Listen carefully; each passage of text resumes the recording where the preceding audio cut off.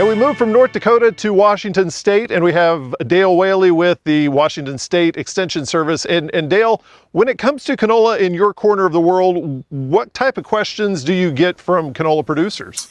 So the type of questions that we get generally from people that want to transition from a winter wheat on winter wheat rotation, and they want to get some rotational benefit from a crop like canola.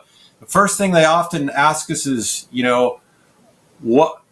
how do I plant this? Do I plant it the same way as wheat? Do I seed the same depth? Do I seed the same rate? How far do I get it into moisture?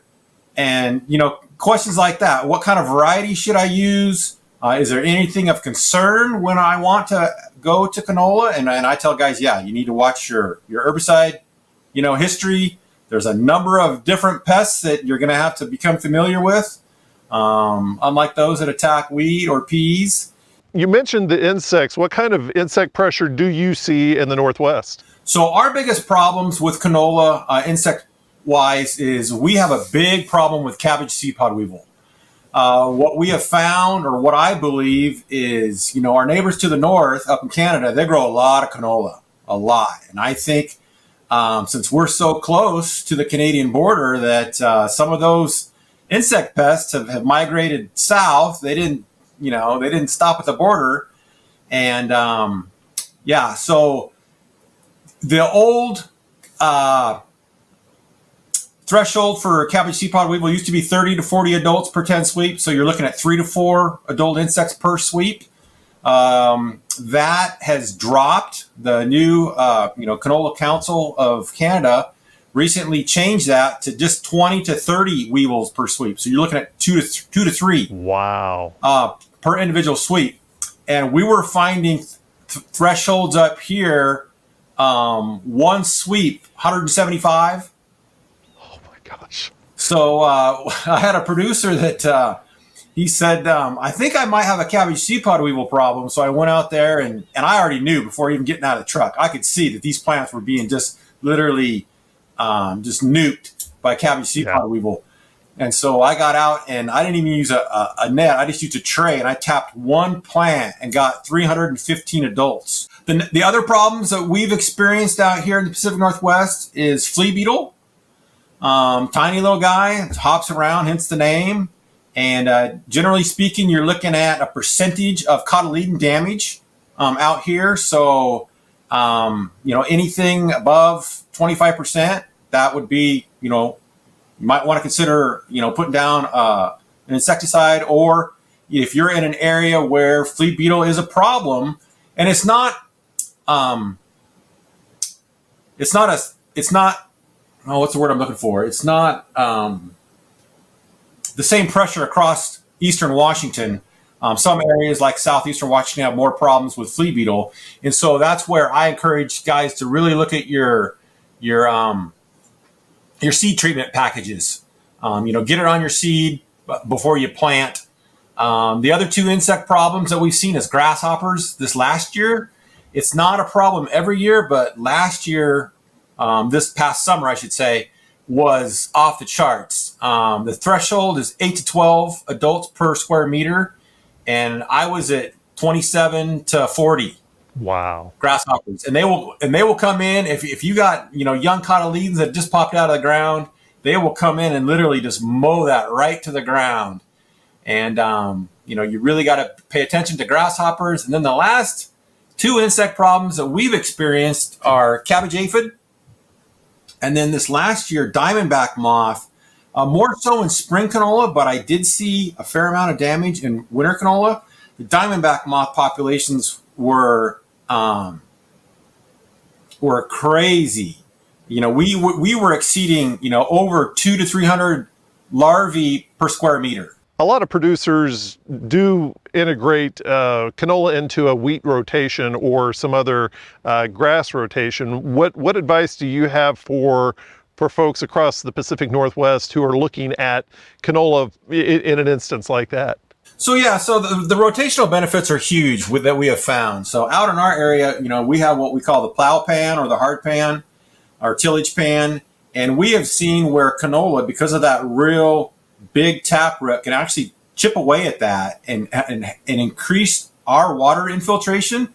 And because we're in well, they say it's 7 to 12 inch rainfall, but I think it's more like 6 to 10 in places. So we don't have a lot of moisture. Right. And so every inch is critical. And so when we get those timely rains or that snow melt, we don't want that to run off. We want that to get into the soil. And so we have found where canola has really increased the water infiltration for subsequent crops. We have also found that canola is a good rotation for, obviously, pest problems of wheat, like Hessian fly or some other things. I have cautioned growers that, if you're coming out of CRP, which we have a lot of conservation reserve program acres up here, and you want to go in to a wheat or a canola, you better be mindful of wireworms, because wireworms, they're in that CRP grass and they like to attack canola. They also like to attack wheat. So again, it's, be mindful of, well, if I'm going to plant a new crop, maybe I want to invest in a seed treatment. And so that's one thing that I tell guys to consider. Whenever it comes to harvest time, do you have to terminate the crop, or what steps do you take towards the harvest season? So when it comes to harvest, what I tell guys to do is slow down. This isn't your father's wheat. If I've seen guys just blow through fields and they're like, "Where's all my canola?" Well, it's all on the ground. And the other thing that I have cautioned people on is, we had one producer out here and we encouraged him because he had a great looking stand.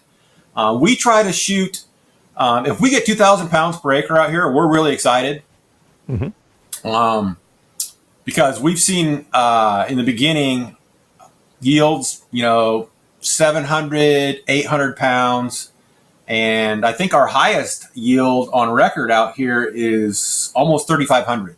So that's phenomenal. And if you do the math, if you compare it with winter wheat would have to be like $15 a bushel or something like that. I mean, and clearly that's not the price out here in the Pacific Northwest. I think we're at like, I don't know, 680, I think right now. I haven't checked lately, but yeah, with canola, again, there's just a number of rotational benefits. Water infiltration.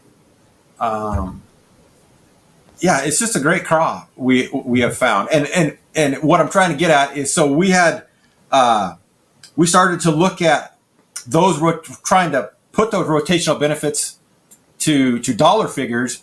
And we had one producer who did nothing else but add canola to his rotation, and he gained 21 bushel per acre. Wow. Winter wheat. That's amazing. Because essentially what he was doing is, we were also utilizing, and another great utilization of canola is weed management. So, now we're using a broadleaf crop to help control those plants, those weeds that dominate in our, cereal crops. So, our downy bromes, our farrow rye, and that's what this producer had a problem with, was farrow rye. And so he was able to use canola, clean up the farrow rye, follow that with winter wheat, no more weed pressure, 21 bushel gain. That's amazing, and still make a crop off of it. Be able to make a profit off of that crop. Oh yeah. So to answer your question, so do we do anything special out here? No, we don't. We plant the crop in the fall. We really watch our moisture. Try to get that half inch to an inch into moisture, and then hopefully it survives the winter. And then come the month of late July, August, they go in and they just they don't do a burn down or anything. They just harvest it just like they would wheat. It's just, we want those guys to really slow down. And then the other thing that one producer learned real quickly, as canola, it's a tiny little seed. It's not like a kernel of wheat. And if you have a hole in your truck, your transport truck, to the elevator, that'll pour out like water.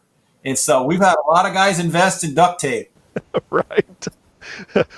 Otherwise, the side of the road has a nice row of yellow flowers in the spring. Absolutely. Whenever it does come to the expansion of the crop, are you seeing a lot of interest from producers across the area? Whenever they do look at canola, are they thinking it as a way to clean up their wheat, or are they looking at it as just another cash crop? Yeah. So again, good question, Dave. So yeah, so they're doing it to clean up weed problems, and secondly, as a cash crop. We have seen producers make more money on winter canola than on their winter wheat crop, and we have seen canola go from one producer planting 700 acres to over 30 producers planting, close to 15,000, 16,000 acres across just Douglas County. So that doesn't include neighboring counties, like out here, Lincoln, Adams, Spokane, Whitman. So yeah, so a huge increase in crop rotation and crop diversity out here in the Pacific Northwest. What makes the eastern side of Washington such a great environment for the canola crop? So, well, one, we have in places we have decent soil. We had a lot of, at one point there was a mile thickness of ice, from the glaciers, and so we have a lot of rocks. But if you can pick those rocks and find fields that have good soil, we can have really good canola crops. I mentioned the moisture. The moisture is very limited because we sit in the rain shadow of the Cascade Mountain Range here in Washington State. And so, and what's crazy is you can just go, 150 miles and, parts of the state are 28 inches of rainfall. Well, like I said earlier, we're 6 to maybe 11, maybe 10. And so it's very, very limited. But we have, canola likes warm temperatures, and we have warm temperatures provided you're not seeding. If you're expected triple digits, we recommend don't seed, because those little cotyledons that pop out, they're not going to like that really, really hot temperature. But yeah, we're just blessed to just have an area that canola, like I said, we've seen a maximum yield of almost 3,500 pounds. That's remarkable.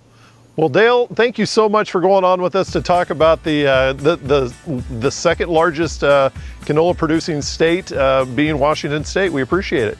Well, I appreciate the time, Dave, and just thanks for having me.